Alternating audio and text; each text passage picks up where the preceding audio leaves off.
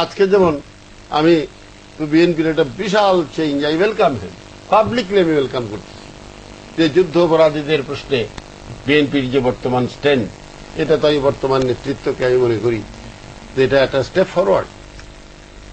কতগুলো জায়গা আমরা মিস করেছি, যেমন এই বিডিআর এর যে ন্যাশনাল ট্রেজেডিটা গেল, এই জায়গাটা কিন্তু আমরা আরো উন্নত হতে পারত বিরোধী দল। এই জায়গাটা বিরোধী দল যে এটা নিয়ে পলিটিক্স করবেন, এটাকে পলিটিসাইজ করতে গেলেন যে আপনারা, এটা আমার কাছে খুব দুঃখজনক মনে হয়েছে। কি যে সব বনাশ হয়ে গেছে, কি হয়ে গেছে যে প্রধানমন্ত্রী কেন বোমা ফালাইয়া যুদ্ধ ঘোষণা করে একেবারে সব বনাশ করে দিলেন না, তাহলেই প্রাণ বাঁচানো যেত। এটার একটা পলিটিসাইজেশন। কোথায় আমরা আশা করেছিলাম যে বিরোধী দলের নেত্রী এসে ইয়ের পাশে দাঁড়াবেন, যে আমিও আপনার জায়গায় হলে, এমনি ডেমোক্রেটিক গভর্নমেন্টের ডেমোক্রেটিক লিডার হইলে কেউই গিয়ে একটা যুদ্ধের এক ভাইয়ের বিরুদ্ধে আরেক ভাইয়ের যুদ্ধ না, পলিটিক্যাল ডিসিশন নিয়ে এটা সমাধান করতেন।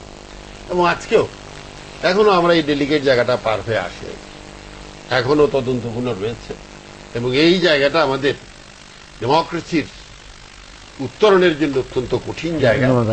তারপরেও আমি কথাটা শেষ করে দিচ্ছি, আমি মনে করি এটাই শেষ কথা নয়।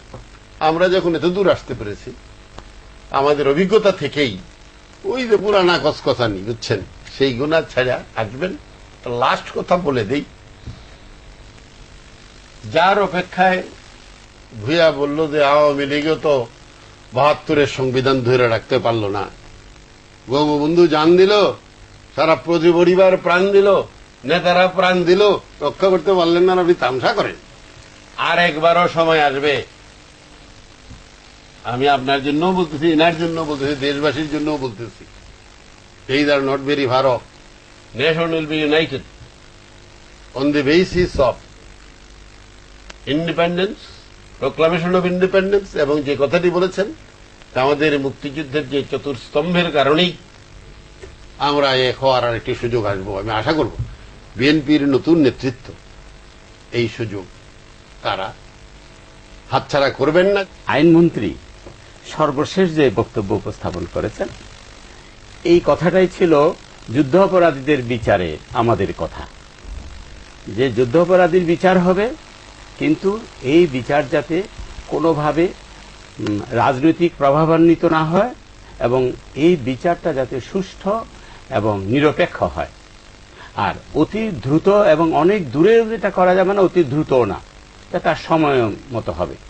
অনেক কথা আমরা শুনেছি যে কালকে কমিটি হচ্ছে, পরশু লয়ার্স কমিটি হচ্ছে, এক সপ্তাহের মধ্যে বিচার শুরু হচ্ছে, কিন্তু শেষ পর্যন্ত ওই আইনমন্ত্রী যে বক্তব্যটা বলেছেন এটাই বাস্তবসম্মত, যে এই সবকিছুই আইনের দৃষ্টিভঙ্গি থেকে আপনি কি জানেন যথাসময়ে এটা হবে, এটা দ্রুত করা হবে না। এই দ্রুত শব্দ না বলার মধ্যেই আমরা যে সেন্সটা পেয়েছি, আমি মনে করি এটা জাতি আশা করে, বিচারও আশা করে, এবং এই সঠিক ন্যায়সঙ্গত বিচার আশা করে, দ্রুত হতে পারে, যাতে এটা রাজনৈতিক উদ্দেশ্য প্রণোদিত না হয়। দ্বিতীয়ত হচ্ছে এই যে পিলখানা নিয়ে অনেক বক্তব্য, এটা খুবই খুশি হতো ওনারা যে আমাদের প্রধানমন্ত্রী এবং সুরঞ্জিত দ্বারা সবাই মিলে যা কিছু বলছে, এবং এই যে রক্তচক্ষু স্বরাষ্ট্র প্রতিমন্ত্রীর মন্ত্রীর যে কোনো, অর্থাৎ কোনো কিছু বলা যাবে না, করা যাবে না, এবং কোনো কিছু করা যাবে না, রক্তচক্ষু দেখিয়েছে বাংলাদেশের মানুষ। কিন্তু এই বাংলাদেশের মানুষ তো স্বাধীনতা সংগ্রাম করেছে, অগণতান্ত্রিক সরকারের লড়াই করে গণতন্ত্র প্রতিষ্ঠা করেছে। আমাদের মতো মানুষ বিভিন্ন সময়ে সেই পাকিস্তান আমল থেকে শুরু করে অনেক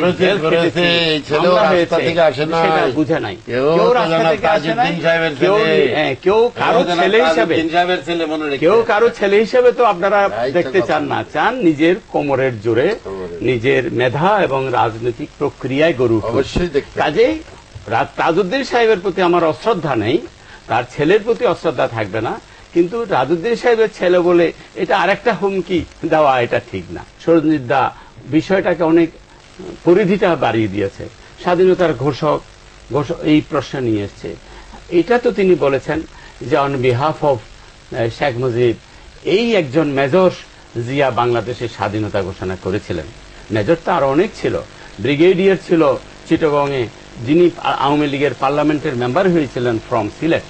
আমার শেষ বক্তব্য হচ্ছে, ফর্ম অফ গভর্নমেন্ট যেখানে পার্লামেন্টারি, সেখানে যদি এই পরিস্থিতি সৃষ্টি হয়, আজকে যে পরিস্থিতি সৃষ্টি হয়েছে, পানি নাই, বিদ্যুৎ নাই, আপনার শিক্ষা অঙ্গনে সন্ত্রাস, মৃত্যু, রক্তাক্ত অবস্থা, এই পরিস্থিতিতে মানুষ কিন্তু ধৈর্যহীন হয়ে পড়ছে। এবং মানুষ মনে করে, যদি এই প্রশ্ন আজকে আসে যে আমাদের আসলে এই পরিস্থিতিকে উত্তরণের জন্য তো সরকার পরিবর্তন প্রয়োজন, তো সরকার পরিবর্তন তো নির্বাচন ছাড়া হবে না। আর এই নির্বাচন তো 5 বছর পরে, কাজে মধ্যবর্তী নির্বাচন করার প্রশ্ন যদি জনগণের মধ্যে জাগে, তাহলে এটা আমি মনে করি একটা অস্বাভাবিক বা অযৌক্তিক কিছু হবে না। ভিন্ন মাত্রা বলেন। সুরঞ্জিতদার একটা কথা বলি, এমনি তো অনেক রস করে, বিভিন্ন আমরা ঐক্যবদ্ধ আন্দোলনের সঙ্গে করেছি। উনি বলছেন যে আমরা পচা কথা, তো আমাদের পচা কথায় মানুষগুলি পচে না, আর ওনাদের মিষ্টি মধুর কথায় মানুষ পচে যায়। যেটা আমরা রিফ্লেকশনটা দেখি যে ভালো কথা শুনে ওনাদের ছাত্ররা কি করে, ওনাদের সঙ্গে শ্রমিকরা কি করে, কিন্তু আমাদের এই পচা কথা শুনে কিন্তু মানুষ পচছে এই দৃষ্টান্ত নাই। দেশ 75 প্রশ্নই উঠে না, ক্ষমতা যায়নি। তা আশা করি যে সুরঞ্জিতদা বুঝবেন যে পচা কথা দিয়েও যে মানুষ ভালো বাঁচানো যায়, মানুষকে ভালো করা যায়, দেশকে ভালো করা যায়, তাহলে পচা কথায় ক্ষতি হবে না। আর ভালো কথায় যদি দেশ পৌঁছে যায়, মানুষ পৌঁছে যায়, তাহলে ওই জায়গা থেকে সরে আসলে নিজেরও কল্যাণ, দেশেরও কল্যাণ হবে। আর যে যুদ্ধ অপরাধীদের বিচারের কথা যেটা একটু আলোচনা এখানে আসলো, সেটা হলো যে এখানেও কিছু ফল্টি বিষয় আমাদের মনে হচ্ছে। কারণ যুদ্ধ অপরাধের প্রথম হলো যে একটা দেশে গণহত্যা হয়েছে কিনা, হয়েছে, তাহলে এর রাজনৈতিক সিদ্ধান্ত গ্রহণকারী কারা, তারাই হচ্ছে প্রথম সারির যুদ্ধ অপরাধী। আপনার রাজশাহীতে প্রথম খুঁজতে যাচ্ছেন যে কে কাকে ওখানে খুন করেছে, তার চেয়ে প্রথম কথা হলো 71 সালে 25শে মার্চের এই যে গণহত্যা হলো, এর রাজনৈতিক সিদ্ধান্ত গ্রহণকারী কারা, ইন্টারন্যাশনাল অ্যান্ড ন্যাশনাল, তাহলে তাদের নামটা প্রকাশ করেন, ঘোষণা দেন। এবং তারপরে হচ্ছে যে এই গণহত্যা কার্যকর করার জন্য বাহিনীগুলি গঠন করেছিল তারা কারা, তারপরে হচ্ছে ফিল্ডে এক্সিকিউট করেছে কারা, 3টা ফেজে আসে। তাহলে সেই বিষয়গুলিকে পরিচ্ছন্ন করা হয়নি। আপনাকে অভিযুক্ত করেছেন যে এই 3 মাস